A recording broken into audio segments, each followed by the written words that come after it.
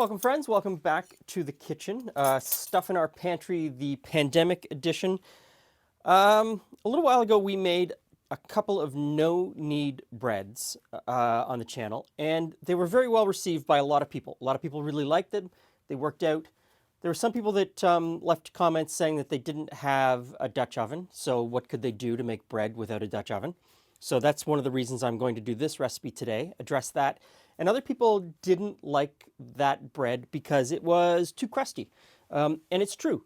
Those no-knead breads made in a Dutch oven have a very crusty exterior, which I happen to love.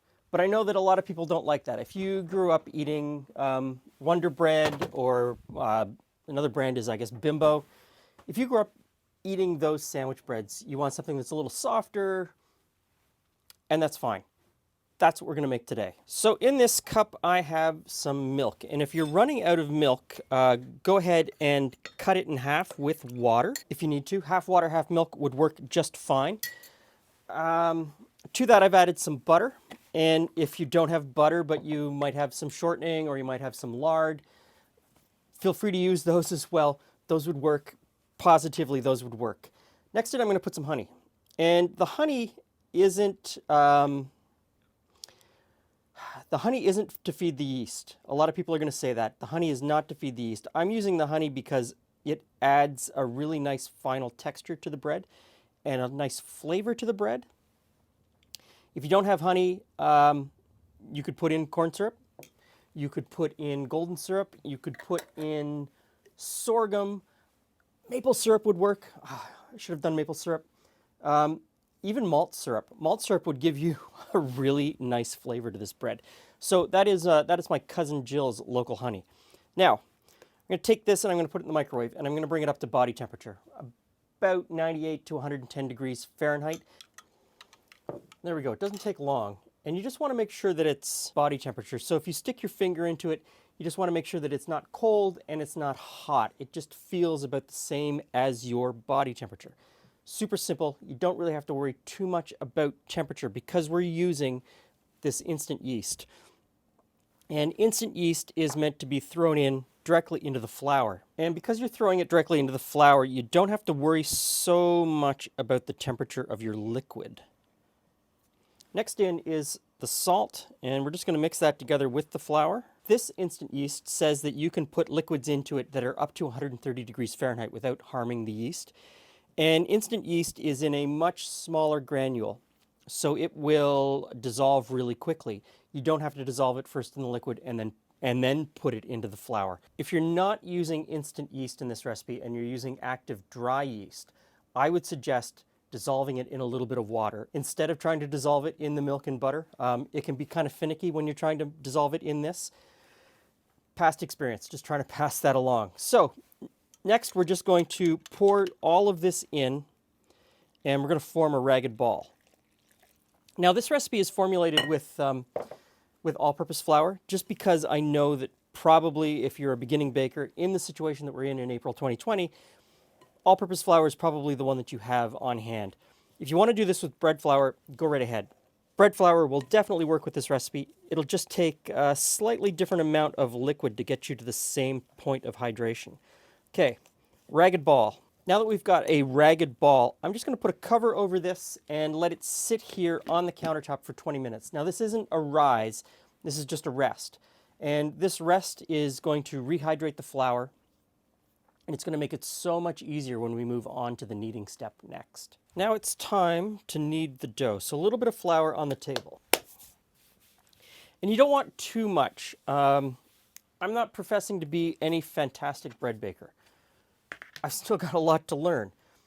And one of the things that I do all the time is put too much flour on the bench. There is a point where you don't want this to stick, but there is a point where you still want it to be tacky and you want it to grab onto the counter a little bit as you are kneading it. And that friction is going to help you knead it faster and more easily. But in this initial stage, this is still quite tacky. This is quite a wet dough. So you first want to knead it just until it starts to become smooth and it's not sticking to your hands terribly. And if you need to put down a little bit more flour, do. But I'm already at the point where I think I could take some of this flour away. Now, kneading doesn't have to be difficult. There's lots of different methods. I'm not going to tell you that one method is better than another. You just need to find what works for you. And what works for me is this. Push it out with my heel, turn it, fold it over, push it out. Turn it, fold it over, push it out. And if it starts to grab too much, a little bit of flour. And this folding, turning, pushing, folding, turning is what's going to get you there. This process of kneading is what a lot of beginning bread bakers find to be daunting or scary, and it doesn't need to be. It doesn't need to be at all.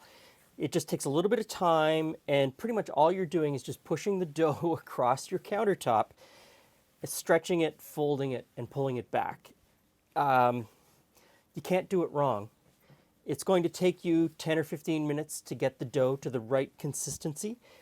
And when you're kneading at home, there's very little chance that you're going to over knead it. Or when you're kneading by hand, there's very little chance that you're going to over knead it unless you knead it for a very long time. It's usually you're going to under knead it. That is the problem. And so it's very difficult for me to tell you a lot of the ways by feel. The dough is going to change in texture. It's going to look smoother. It's also going to be tacky instead of being sticky. There is a window pane test where you snap off a little bit of the dough and you stretch it really thin, and if you can see light through it without it breaking or stretching or snapping, you've gone far enough with your kneading. There's also another point where when you push it out, this front surface will be very smooth and it won't crack and it won't have little dimples in it. I'm not at that point yet. Okay, I think that looks good. I think I'm good with that. So, into a bowl. Now I have a bowl here with some melted butter in the bottom, and I usually use the same oil in the bowl as I use in the dough. So just flop it in, coat it nicely, put a lid on, and we're gonna let this rise until it's, like everybody says, doubled in bulk. And that could take anywhere from 45 to 90 minutes depending on the temperature in your kitchen. So keep an eye on it.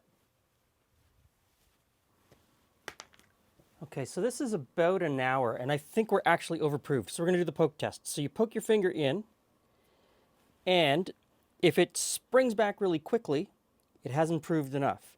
If it stays indented and comes back slowly, you're just right. But if it stays indented completely, you have overproved. And I'm thinking we're just about right. Maybe we didn't go over. So I'm going to put this out on the bench. This... I used to put flour down, and I don't put flour down for this step anymore. I found that I always overfloured, which is a bad thing. So I now just put it right out on the bench, and I try to shape this out so it's about the same width as the bread pan and about twice the length. And if it sticks to the countertop, you can pull it out nicely. Don't fear the shaping. It's really easy. Roll it over and then just use your fingers to pinch it in. And then roll it over and then pinch it in. You want to make the roll tight and you want to pinch it so that it seals. And I am by no means an expert on shaping bread. I just barely get it in the pan. So, learn what you can from me.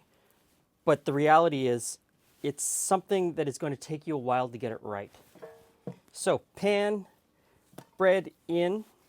Now if you have a couche, you can put a couche over top or a slightly damp tea towel. You could put over a little bit of plastic wrap really loosely because it will rise.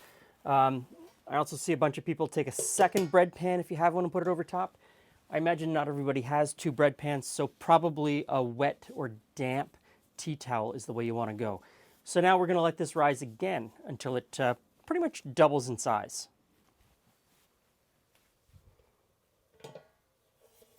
Okay, a little lopsided, a little higher on this side than this side. That's the shaping. I'm not an expert at shaping. I never have been.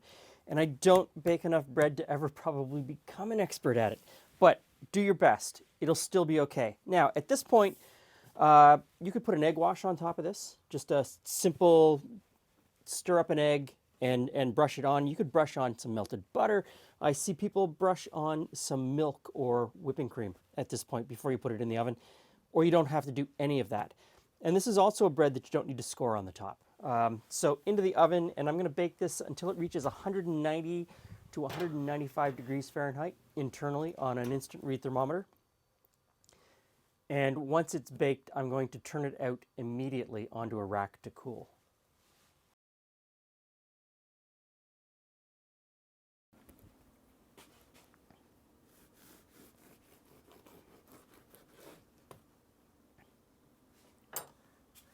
That's a pretty good looking loaf of. That looks like a good loaf of bread. Hey, friends. So this is just a sandwich loaf, a pretty simple milk and butter sandwich loaf. Thank you. Completely standard recipe. You can find it in pretty much every cookbook ever known. Yeah. It's that super soft. Pillowy soft bread. It does have a little more crust edge to it than. But definitely less crust than the no-knead bread. Yes. So yes. there were a lot of people that didn't like the crustiness of the no-knead bread, and I assume that they want a bread more like a regular sandwich loaf. And you wouldn't make sandwiches with the crusty loaf. That's for having with. Well, yeah, I do make sandwiches with the crusty loaf. Wait, let's face it. Some people just don't like the crust. Don't like the crust. Like, we're all Yeah. humans. We all like different stuff, right? So. But this is so simple. It is a really easy bread. Now, we've made this sandwich loaf. When you have it laid out on the table, before you roll it up to shape it and put it into the pan, you could dust it with a little cinnamon brown sugar and put some raisins in. You could. And then Now you've got cinnamon loaf. roll it up, and now you've got a cinnamon raisin loaf. That'd be really good. That would. There are always options. So if you want a no-knead crusty loaf, check out that recipe. If you want this sandwich bread, this one is fantastic. It is easy. Don't be worried about kneading. And I think this will go pretty well with that tomato bean soup that I made. Yeah. So thanks for stopping by. Stay safe. Stay healthy. See you again soon. I'm trying not to eat it all.